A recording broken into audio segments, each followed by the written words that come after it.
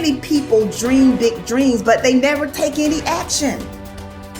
If you don't believe in yourself, you've already lost the battle. Not believing in yourself is a losing battle because either you won't try at all or you will convince yourself that you can't do it. And when you convince yourself that you can't do it, your results are going to confirm what you believe. So we are afraid to fail. Why? Told you, man. Shouldn't even try it, dude. Just chill out, relax. Why are you so crazy? Why are you so obsessed? So all that stuff drives the quitting mind, I call it. The mind wants to quit. The mind is tired. The mind thinks it's very deserving. So the biggest problem in this world is other people, not yourself. It's other people in your head. They are puppet mastering you pretty much on your life. I dare you to give up everything that is keeping you from your dream, to say no to all the negative influences. I dare you to pick up a book instead of a drink. I dare you to work harder than you think you did yesterday. I dare you to prove them wrong. I dare you to prove yourself right. You must be yourself if you want to experience your true purpose in life. If you're different, be different. Be different and do it with pride.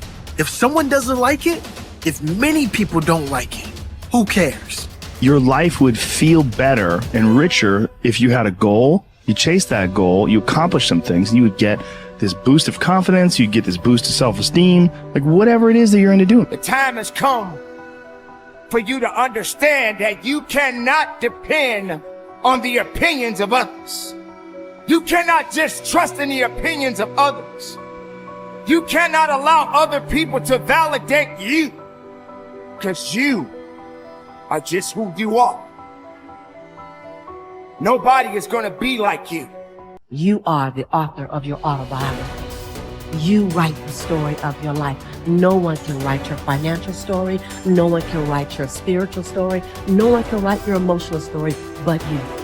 The pen has always been in your hand. The pen has always been in your hand. I say write a story that's going to be damn good to read.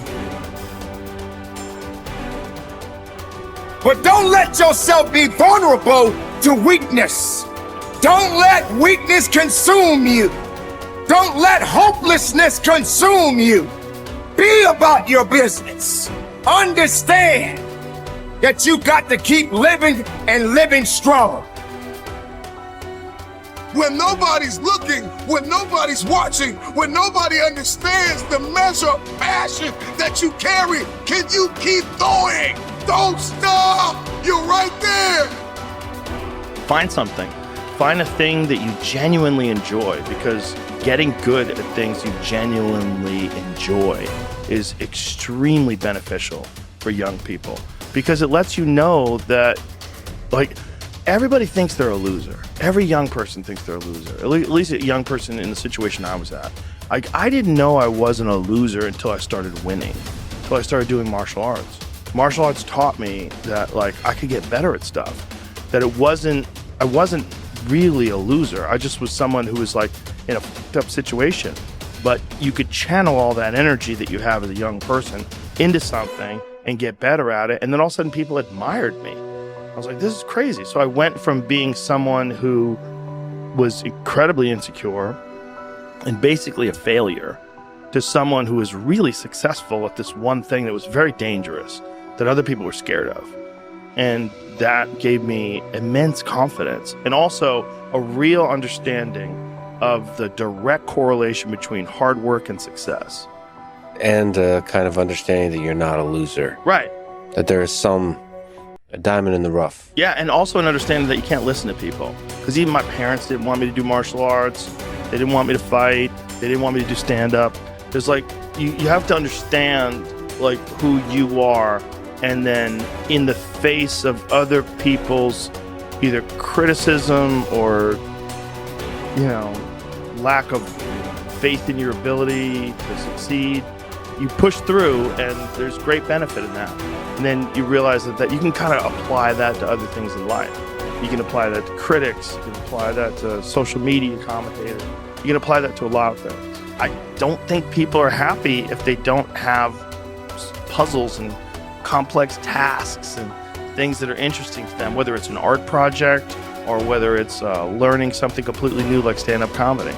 Like, doing things that are difficult it's as much of a nourishment of the mind as food is a nourishment of the body. I think you need things that are puzzling to you, where you have to find your own human potential in the difficulty of the task and work your way through things. At least for me. For me, I mean, I can only speak for me because I'm the only life that I've ever lived that I'm aware of. And in my life, that has been 100% constant. I am a very happy person, and I have never had a moment where I'm not doing difficult. Yeah. Ever. What I realized is, for me to become the man I wanted to become, I saw myself as the weakest person God ever created. But I never blamed God for anything he did to me. So I wanted to change that to be the hardest man ever created. Am I that? I don't know, but you had to have a goal. And my goal, when I was sitting there, not going to school, being bullied, having no self-esteem, my goal was, the only person that's gonna turn this person around is me.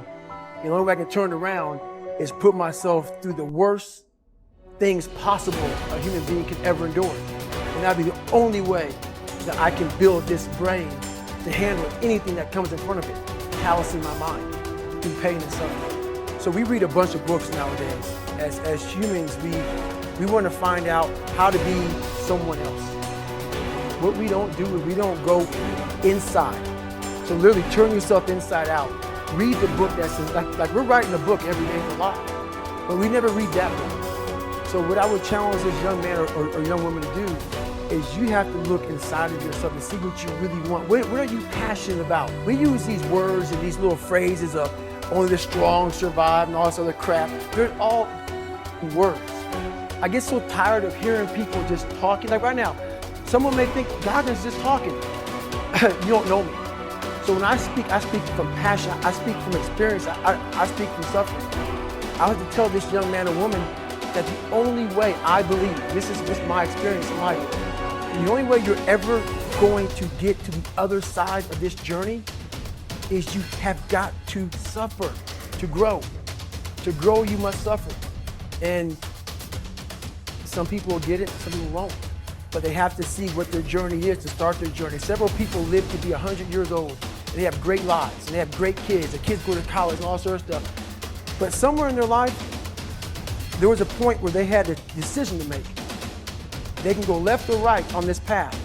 Left was the easy route. Right was the hard route.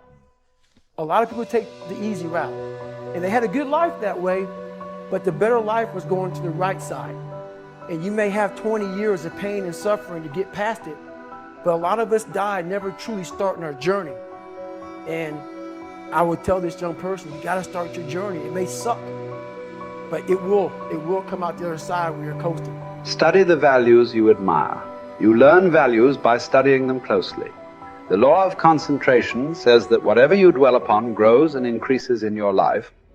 What this means is that when you study and read stories about men and women who demonstrated the kind of values that you admire and respect, and then think about those stories and that behavior, those values sink ever deeper into your mind. Once these values are programmed into your subconscious, they create a propensity within you to behave consistently with those values when the situation requires them. For example, in military training, soldiers are continually told stories of courage, obedience, discipline, and the importance of supporting their fellow soldiers.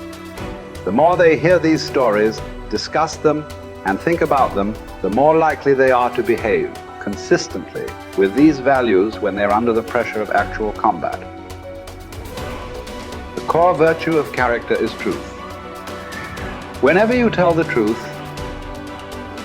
however inconvenient it may be at the time, you feel better about yourself and you earn the respect of the people around you. One of the highest accolades you can pay another person is to say that he or she always tells the truth. Emulate the people you most admire. Much of your character is determined by the people you most admire. both living and dead. Who are they? Looking over your life and history, make a list of the people whom you most admire, and next to their names, write out the virtues or values that they most represent to you. If you could spend an afternoon with anyone, living or dead, what one person would you choose? Why would you choose that person? What would you talk about during your afternoon together? What questions would you ask, or what would you want to learn? Consider this as well. Why would that person want to spend an afternoon with you? What are the virtues and values that you have developed that make you a valuable and interesting person? What makes you special? Practice the values you respect. You develop values by practicing them whenever they are called for. As the Roman Stoic philosopher Epictetus said, circumstances do not make the man. They merely reveal him to himself.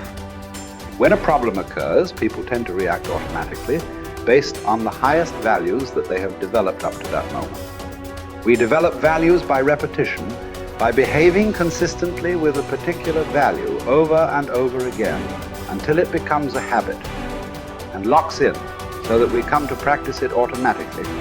Men and women with highly developed characters behave in a manner consistent with their highest values, and they do so without thought or hesitation. There is no question in their minds about whether or not they are doing the right thing.